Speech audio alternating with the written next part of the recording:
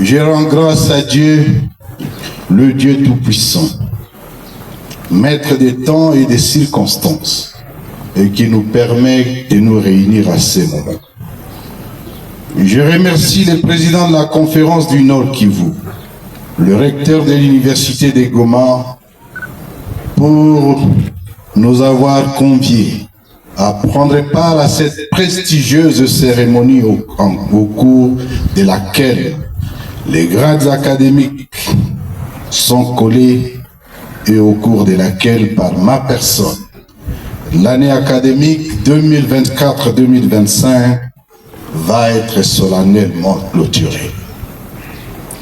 Je remercie chacun d'entre vous pour les efforts fournis afin que, malgré les circonstances complexes que nous traversons, dans l'espoir de rendre à chaque Congolais sa dignité longtemps perdue, cette année académique arrive à son fin, dans les délais et sans aucun incident. Je vous remercie surtout de n'avoir pas donné l'occasion aux ennemis du développement de dire que nous avons détruit l'enseignement supérieur dans les zones administrées par l'AFCL 23. D'ailleurs, contrairement à eux qui n'ont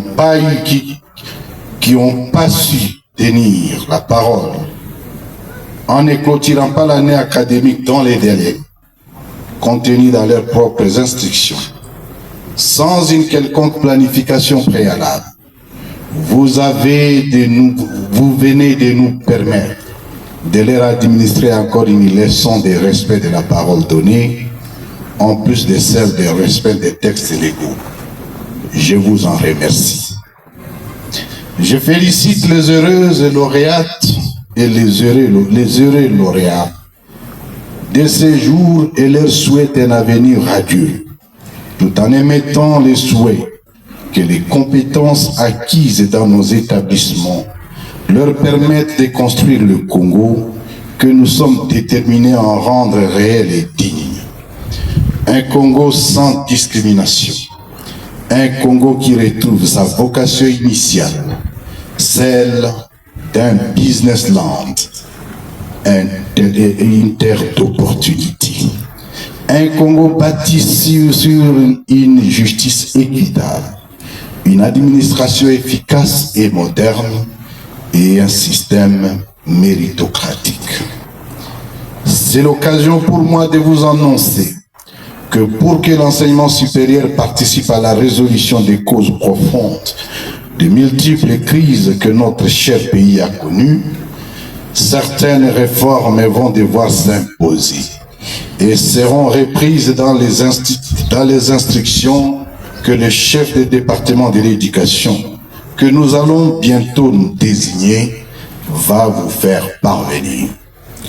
D'ores et déjà, je peux vous dire que nous allons 1. Encourager les instituts supérieurs à signer des partenariats avec les facultés pour amorcer le processus de diplomation par les seules universités, parce que les diplômes de nos instituts supérieurs ne sont pas lisibles à l'étranger. 2. Interdire l'utilisation des personnes non qualifiées pour les enseignements afin d'en améliorer la qualité. 3. Proposer un réaménagement du personnel administratif conformément aux critères de l'UNESCO. Un agent administratif pour 10 enseignants. 4.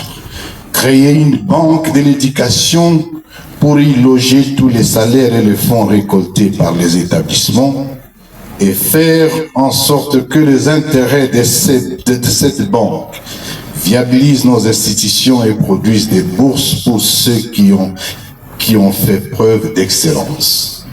5. Faire de la connectivité dans les établissements une réalité pour faciliter les enseignements à distance et l'accès aux bibliothèques numériques du monde entier.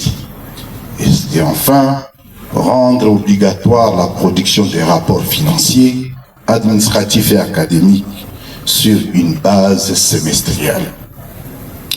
Mesdames et messieurs, lauréates, lauréats, camarades étudiantes, camarades étudiants, vous conviendrez avec moi que la République démocratique du Congo ne se libérera pas pas seulement par les armes, mais aussi par l'intelligence pratique de sa population incarnée dans la jeunesse que vous représentez. Voici que l'année dernière, certains d'entre vous ont été induits en erreur. Suite à la manipulation, on leur a fait croire que rejoindre les groupes armés Wazalendo constituait un acte de patriotisme majeur. Ils y ont cru et se sont engagés dans cette sombre aventure criminelle. Mais plusieurs sources nous confirment que ce choix n'a apporté que désespoir, désolation, destruction de soi et mort.